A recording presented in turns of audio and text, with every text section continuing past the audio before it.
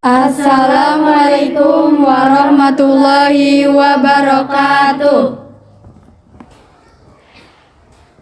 Halo guys, kami dari kelas 11 MIPA 3 kelompok 3 akan mempresentasikan mengenai pajak. Sebelumnya, perkenalkan nama saya Wika Lusni, saya di sini sebagai moderator. Perkenalkan, nama saya Sindiani, nomor absen 31. Perkenalkan, nama saya Reza Fasarahandian, nomor absen 26. Perkenalkan, nama saya Salma Syira, nomor absen 30. Perkenalkan, nama saya Tika Nuningrum, nomor absen 33. Perkenalkan, nama saya Muhammad Fajar Fadiansah, nomor absen 23. Orang bijak taat pajak. Orang bijak taat pajak. Slogan ini bukan slogan biasa, slogan yang terpampang jelas di jalan raya dan di website Dirjen Pajak tentu memiliki maksud tersendiri. Bukan sekedar jadi slogan apa adanya. Indonesia sebagai negara berkembang masih membutuhkan banyak dana untuk pembangunan negara, di mana pajak adalah salah satu sumber dana yang digunakan Indonesia untuk pembangunan dan juga infrastruktur. Oleh karena itu, warga negara yang taat bayar pajak seperti PPh, PPN, PBB, dan jenis pajak lainnya maka tergolong warga yang bijak. Di sini kami akan menjelaskan mengenai pajak. Apa sih pajak itu? Kata pajak mungkin pernah kita lihat dan dengar di berbagai televisi maupun media elektronik, tapi tahu nggak sih artinya apa? Jika didefinisikan, pajak adalah kontribusi wajib kepada negara yang terutang oleh orang pribadi atau badan yang bersifat memaksa. Nah, untuk yang lebih jelasnya lagi akan dijelaskan oleh teman-teman saya. Materi pertama yaitu pemahaman tentang pajak yang akan dijelaskan oleh Sindiani.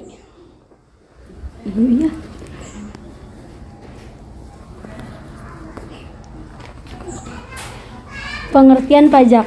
Pajak adalah kontribusi wajib kepada negara yang terutang oleh orang pribadi atau badan yang bersifat memaksa berdasarkan undang-undang, dengan tidak mendapatkan imbalan secara langsung dan digunakan untuk keperluan negara bagi sebesar-besarnya kemakmuran rakyat. 2. Subjek pajak. Pengertian subjek pajak adalah individu atau badan yang punya hak dan kewajiban dalam perpajakan sebagaimana telah diatur dalam peraturan yang berlaku di Indonesia.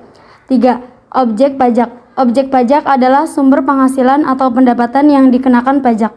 4. Tarif pajak. Tarif pajak adalah suatu dasar pengenaan pajak atas objek pajak yang menjadi tanggung jawab para wajib pajak. Tarif pajak dapat berupa persentase yang ditentukan oleh pemerintah. Ada berbagai jenis tarif pajak dan setiap jenis pajak memiliki nilai tarif pajak yang berbeda-beda. 4. Fungsi pajak. Fungsi anggaran bagi pajak adalah sebagai sumber pemasukan keuangan negara dengan cara mengumpulkan dana dari wajib pajak kepada kas negara yang bertujuan untuk membangun infrastruktur, menggaji pegawai negeri, polisi, tentara, membayar hutang negara, dan pengeluaran negara lainnya. Nah, untuk materi 2 yaitu perbedaan pajak dan pungutan resmi lain yang akan dijelaskan oleh Reza Fasarehadian. Perbedaan pajak dan pungutan resmi lain. Pada dasarnya, pajak atau tak adalah sebuah iuran bersama yang diberikan oleh setiap warga negara wajib pajak sudah bekerja dan berpenghasilan kepada negara, di mana setiap wajib pajak tidak menerima imbalan secara langsung. Namun pemerintah tidak hanya memperlakukan pajak sebagai satu-satunya pungutan resmi terhadap masyarakat, ada juga retribusi, bea materi, bea cukai, dan iuran. Perbedaan keduanya dapat dilihat dari beberapa faktor, antara lain yaitu dasar hukum.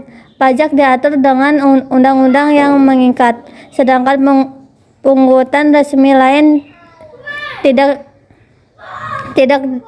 harus dijamin dengan undang-undang. Balas jasa, imbalan yang ada pada pajak dilakukan secara tidak langsung, sedangkan balas jasa untuk pungutan resmi lainnya dapat dirasakan secara langsung.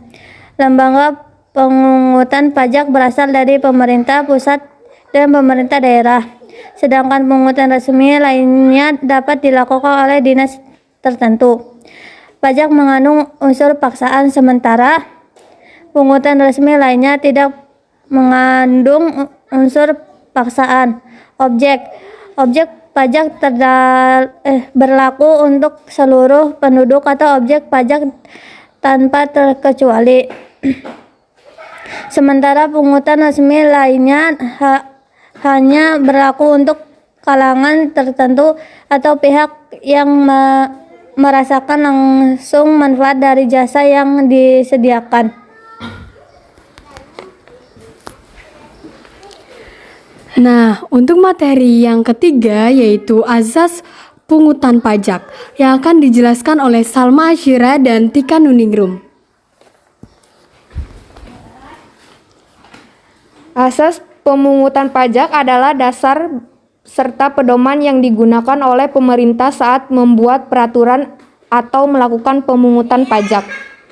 Pajak merupakan salah satu sumber pendapatan suatu negara.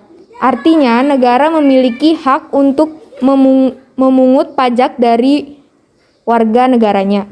Namun, negara juga tidak boleh semena-mena dalam hal pemungutan pajak.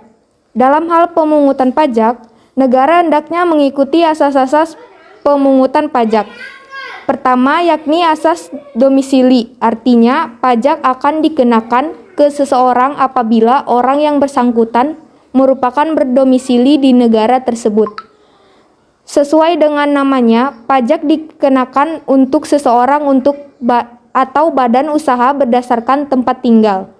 Objek pajak wajib dikenakan pajak tanpa memandang apakah ia warga negara Indonesia atau warga negara asing. Kedua, yakni asas pemungutan pajak berdasarkan sumber. Artinya, pengenaan pajak dilakukan dari sumber-sumber yang berada di suatu negara.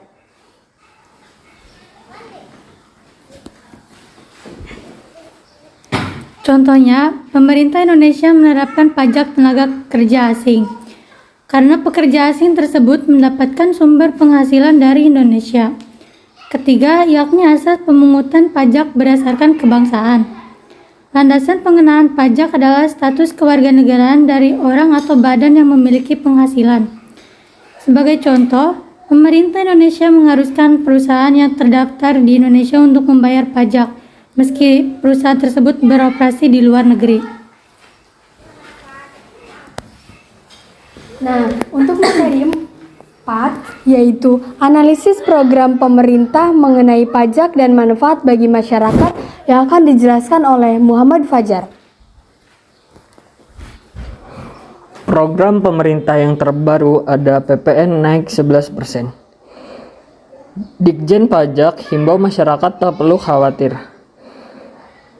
Ujar Suryo Utomo menghimbau agar masyarakat tak perlu khawatir dengan penyusunan tarif pajak pertambahan nilai PPN menjadi 11%. Dia menegaskan tujuan besar dari kebijakan yang tertuang dalam pasal 7 Undang-Undang Nomor 7 Tahun 2001 tentang harmonisasi peraturan perpajakan UU HPP, yaitu untuk mewujudkan keadilan yang berbasis gotong royong.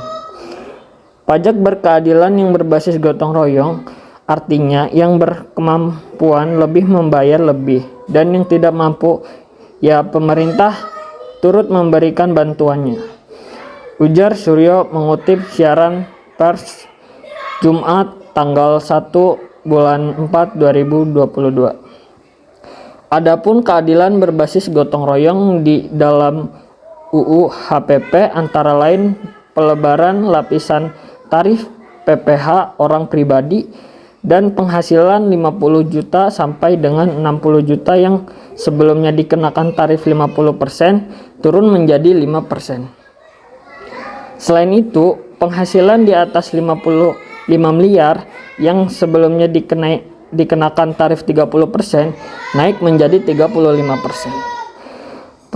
Pembebasan pajak untuk wajib pajak orang pribadi UMKM sampai dengan 500 juta, termasuk penyesuaian tarif PPN menjadi 11%. Ini dibarengi pembebasan dan pengenaan PPN dengan besaran tertentu untuk barang atau jasa tertentu.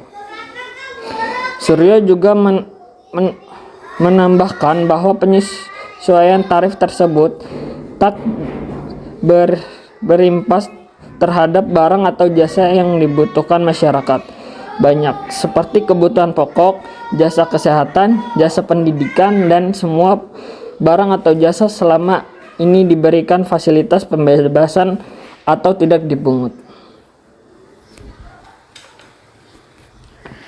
Nah, itu tadi penjelasan mengenai pajak. Mungkin itu saja yang bisa kami sampaikan. Kurang lebihnya mohon maaf. Wabillahi taufik walhidayah. Wassalamualaikum warahmatullahi wabarakatuh.